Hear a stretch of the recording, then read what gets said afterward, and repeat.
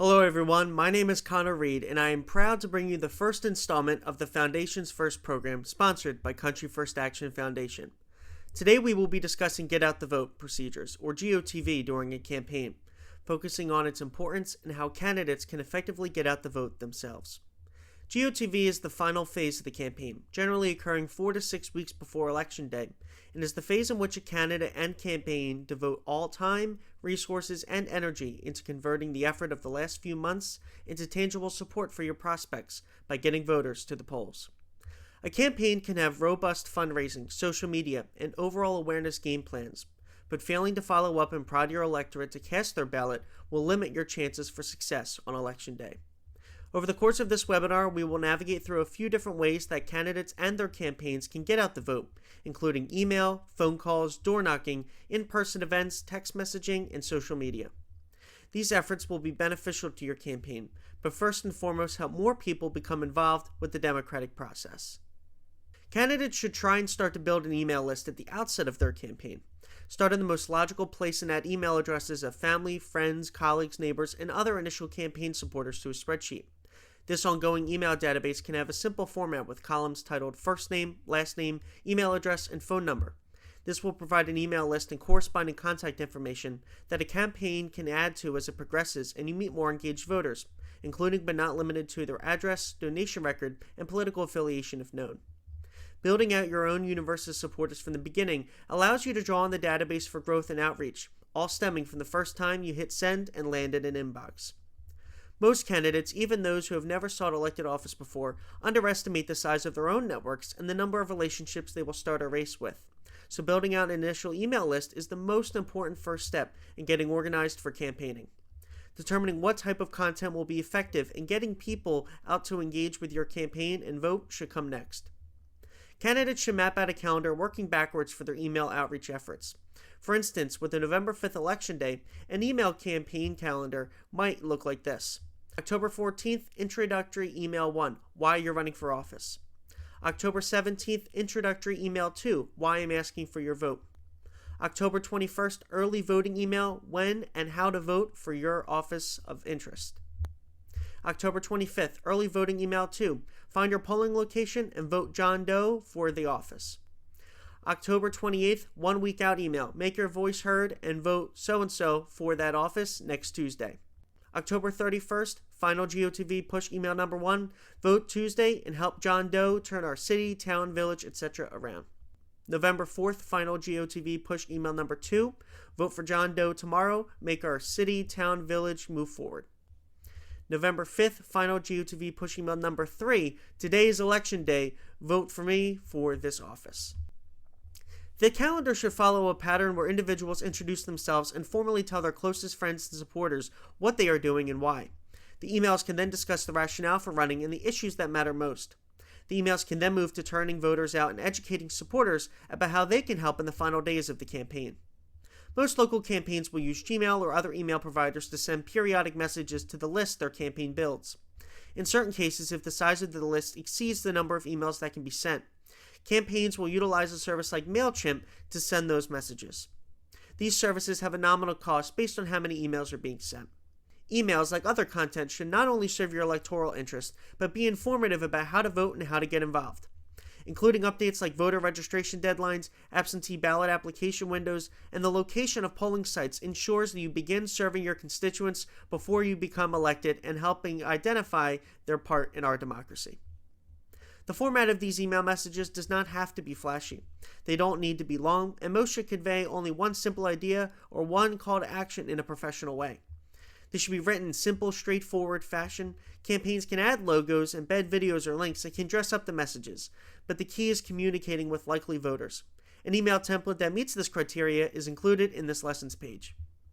Each campaign and candidate will have to determine the tone and content they are most comfortable with.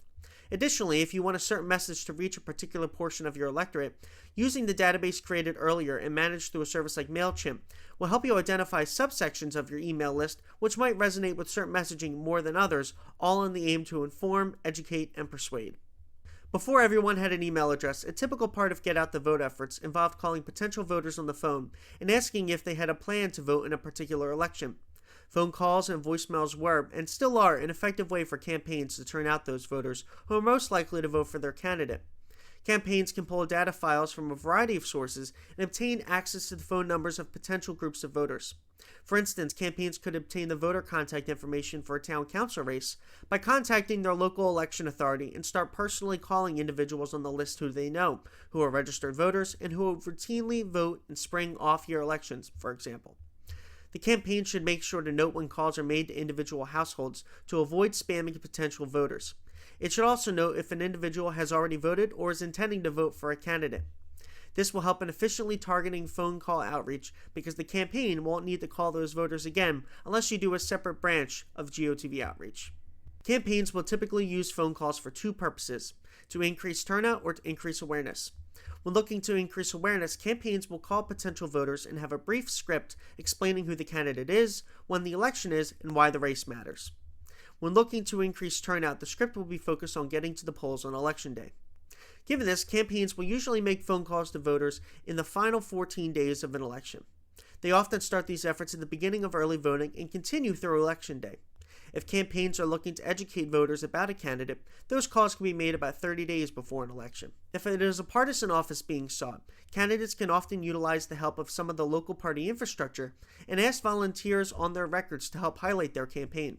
Oftentimes, party volunteers will make calls on behalf of a slate of candidates and are open to adding individuals to that roster if it makes sense geographically. A call script on behalf of a candidate should be less than 60 seconds and direct. If disclaimers are needed, this should also be included.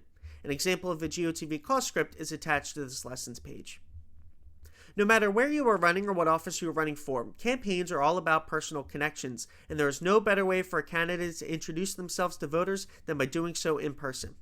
This is why candidates and their campaign supporters will often go door to door talking with potential voters about their candidacy. Though we live in a digital world, the fact remains that if a person knows a candidate or has interacted with the candidate personally, they are much more likely to cast a ballot in support of them, especially at the local level where turnout is typically lower and undervoting is common. Campaigns will map out door-knocking efforts by first identifying the geography of the office they are seeking. This guarantees that they are only knocking on doors of eligible voters. Campaigns will then also use the available voter data to determine which neighborhoods or addresses are most likely to vote for their candidate. This will break down an entire voting population into much more targeted and concentrated areas for the candidate and campaigns to prioritize. Once campaigns have the data on which doors make the most sense to knock on, the candidate and a group of supporters can divide up the blocks and begin engaging potential voters. You can identify a list of these folks by going to your local town clerk and obtaining the voter file for your election, or by contacting a data vendor and purchasing their models of likely voters in your area. Like other forms of GOTV, it is important to be strategic in planning when you knock on doors. Door knocking is typically a weekend or evening activity because this is when most individuals are home. It is also the time when most volunteers are able to assist, so concentrating door knocking efforts in these periods often makes the most sense. Typically, campaigns will begin door knocking 2 to 3 weeks away from Election Day and will tie their in-person GOTV efforts with their other messaging, emails, phones, events, etc. If campaigns door knock too early, their volunteers will be burned out by Election Day, and voters will have forgotten about the engagement with the candidate, so it is best conducted in the home stretch when early voting has started. Beginning your GOTV when early voting starts or when the window to mail-in ballots opens as applicable ensures that you are contacting voters when their votes are ready to be cast. The one exception to this timeline is when you are in the process of collecting signatures for ballot access at the start of your campaign. Campaigns should start with areas where the candidate is well known, like their home neighborhood, where the population is highly concentrated, and where the greatest number of likely voters reside. The voter data obtained by the campaign should drive most of the door-knocking strategy, but sometimes volunteers will want to knock doors where they are most comfortable, and candidates should allow them to do so. Also, remind volunteers that not every household will welcome door knockers, so campaigns should make sure they are prepared to deal with those types of interactions before going out. For campaigns, the best door-knocking program will have a few components: a walkbook of all desired households to knock in a geographic area, and a way to track what voters have been engaged, a piece of literature from the campaign or the candidate that a door knocker can either leave in a mailbox, at a door, or with a voter if they are home, and a script so volunteers can stay on message when engaging voters. As for the latter, consider a 10-second elevator pitch to speak into video doorbells if it rings and records when residents aren't home. The walkbook can simply be a list of addresses and names pulled from the voter file. The literature piece can be a one-sided handout or a printed mail piece with the candidate's photo, website, and major priorities on it. A sample conversation for door knocking is included in the template document attached to this lesson. Campaigns are people-centric enterprises, and most candidates will seek elected office because they care about the well-being of their communities. Voters want to see a candidate's commitment to their community, and one way to demonstrate this is through in-person gatherings, events, and engagements. As Election Day approaches, campaigns should build a simple event calendar that identifies the major community events occurring in a voting area and make a plan to have the candidate attend them. These events are usually informal: church festivals, county fairs, nonprofit drives, civic organization meetings, or gatherings of various community groups. But the important part is having the candidate have a visible presence. Building off existing community events is an easy way for campaigns to introduce their candidate to a lot of potential voters at one time. A candidate can build their own campaign events in their community with something as simple as a backyard barbecue with a dozen neighbors where the candidate gives 5 minutes of remarks about why they are running. It can be as complex as a Get Out the Vote rally with a number of different candidates who collectively work together to build a crowd at an event right before Election Day. Events don't always have to be campaign related either. There might be restrictions on candidate or campaign involvement in voter registration or ballot application drives, but seeing if you are able to organize events like these continue your commitment to community beyond personal interest and invest your time in voters' democratic participation in our republic. Community events naturally occur all the time. Each Friday in Wisconsin, for example, there are VFW gatherings or fish fry dinners where dozens of people congregate. Community groups and advocacy organizations hold regular meetings for their members and often allow local candidates to introduce themselves. A candidate simply needs to invest some time in identifying events and conduct some basic outreach, and widely attended events will materialize. Attending in-person engagements is relatively straightforward. A candidate should have 3 things: a piece of literature to provide to attendees detailing their biography and platform, a tight 2-minute speech for why attendees should consider voting for them, and number 3, a method by which the candidate and their campaign can follow up with interested attendees after the meeting or engagement concludes. It's also helpful to have a friendly face who can help introduce you to people at a given event. Often candidates will benefit from having a volunteer or two with them, as it can help break the ice in conversations with voters.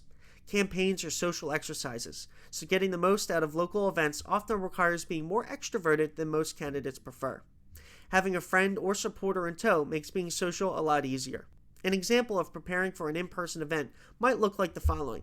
Say there is an event called the Town Parish Festival and Fish Fry Dinner. It's occurring from 6 to 9 p.m. Central Time, and crowds usually peak from 7 to 8 p.m. It's important for your team to identify when most people will be there. The location is at 121 Elm Street, and there's notes from your campaign about where the festival occurs, say over the parking lot and fields. You should also note for the candidate, and if you are the candidate, get a general sense of what the attendee size will look like, say 500 people. Next, you should have some ideas about the details of the event. Say for you as a candidate, the goal of the event is to increase your name ID and introduce yourself to potential voters who are attending the Town Parish Festival. The campaign might have a table set up at a booth next to the local office holders and county parties, and will have literature available, if possible. You should plan to talk with festival attendees for 30 to 45 minutes per se, before heading to the next event. During dinner, you should continue to talk with your attendees about your candidacy. And then, whether prepared by volunteers, trusted allies, or yourself, you should make notes of anything that is crucial to your situational awareness. For example, we might have 4 to 5 campaign volunteers manning the booth, taking pictures and handing out literature. They might make sure to introduce you to the head of the festival, and that way you can initially get to meet more people. Living and running for office in the 21st century provides new ways to reach voters. While making calls, knocking on doors, and attending in-person events is great, often you are still missing out on a lot of voters you need to turn out. Many campaigns have utilized text messaging over the past few election cycles as a quick way to reach a large amount of voters. The pros to texting is that it's generally cheap, and there's a high chance people will see your message even if they choose to delete the text. The downside is that you are entering a concentrated market. In 2022, Americans received 15 billion political texts from candidates, campaigns, and advocacy groups. Therefore, you will want to be considerate of your timing, that way your hard-earned campaign resources don't go to waste. The timing of Get Out the Vote via text is contingent on the campaign's budget. For instance, if a campaign has funds to send one text message, it should do so when most voters are beginning to head to the polls, meaning 24 to 72 hours before Election Day. If the campaign has more funds at its disposal, it can send text messages in the closing week and space them out accordingly. If texting to a large group of people, the cost of the text are determined by the type of content, text versus images versus video, and by the size of the audience. If you choose not to employ the assistance of a texting vendor to send blasts on your behalf, sending text messages through volunteers manually will likely cost no money, but will take an immense amount of time to make your way through the list of phone numbers depending on the size of your electorate. In addition to cost considerations, campaigns also need to be incredibly precise with the content of text messages, as they are limited by character counts and have to grab someone's attention in order for a message to resonate. If a campaign has the budget for a texting effort and has a message worth blasting to a large number of voters, it should work backwards from Election Day on a GOTV texting plan. As always, remember to include any campaign disclaimers that are needed, including but not limited to paid for by John Doe for City Council, or text stopped to opt out. Campaigns would be wise to utilize a wide array of social media accounts, which are free, to reach its eligible voters, since many Americans consult said platforms as the primary way they get the news, see what is happening in their communities, and decide on who to vote for. Your campaign should be active on social media from the day you begin running for office, if not earlier. Some candidates will be more aggressive, but many campaigns will use social media accounts as an information tool and megaphone to increase awareness about their candidate. At the local level, your communications plan might not be as comprehensive as that of someone running for Congress, so tame your expectations and time capital accordingly. Regardless of the intensity of your social media outreach, the campaign should develop a social media content calendar, working backwards from Election Day, that pushes information and content to a potential voter about the candidate and how to vote for them. These messages should mirror any text messages or emails being sent out.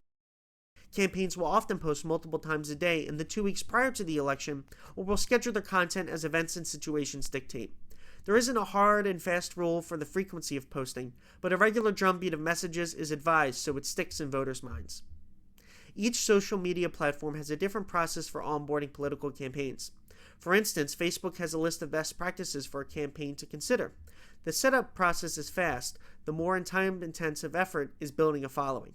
Each campaign should have a dedicated person, often the candidate themselves, who is responsible for posting content on various social media pages. Before posting content, the campaign and candidate should have a clear understanding of what the pages will be used for and what the guardrails will be.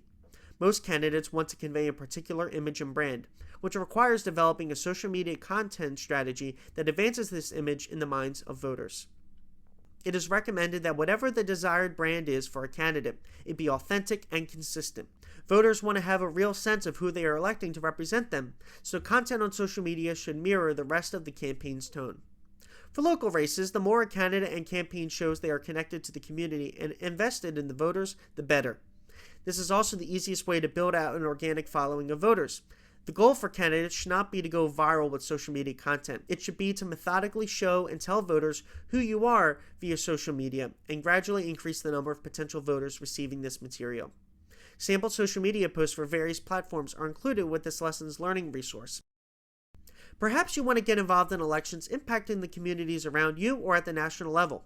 Channeling that energy doesn't require running for office yourself, and instead can manifest in the form of helping out campaigns who are already set up to be on the ballot. Whether it be for a city council campaign building support from the ground up, or for a statewide effort making a regional push, opportunities of various sizes are available each and every election year. If you have already identified a campaign you would like to work for, the most direct way to get in contact with the people on staff would be to fill out a campaign website's volunteer or contact form.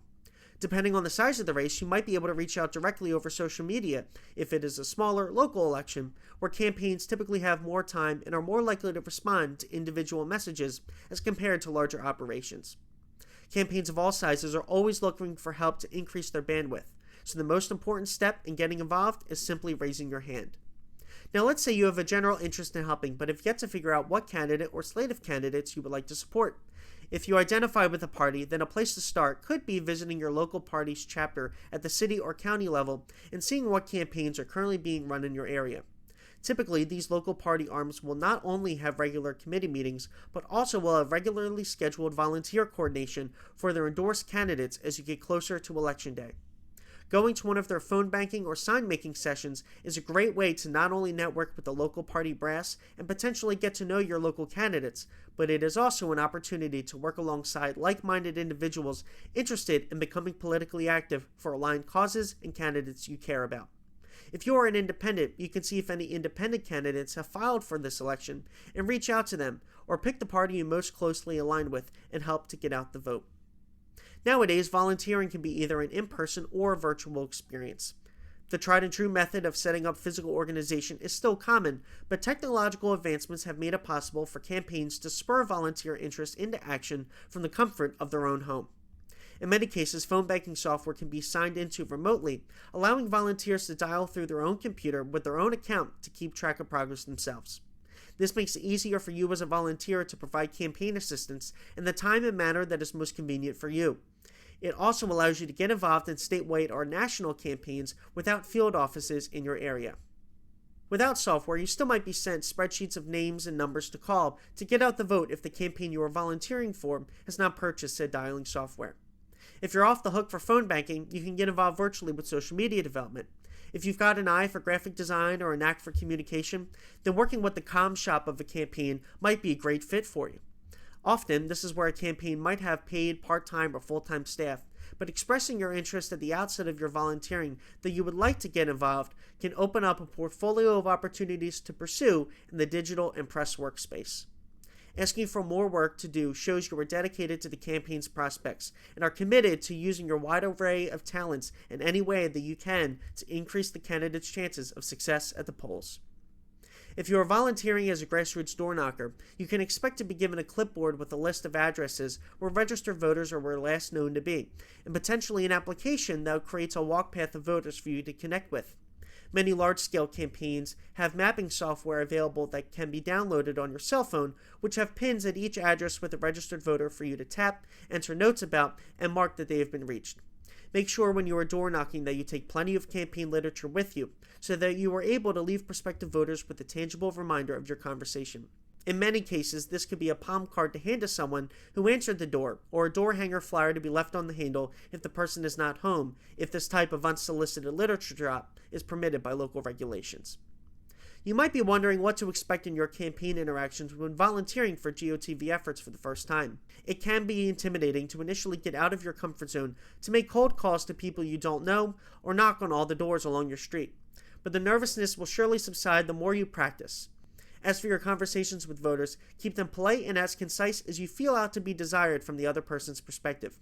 Limit expression of your personal views and remembering that you are representing a candidate and their campaign, defaulting to offering to get back to someone on a question if you don't know the answer to it.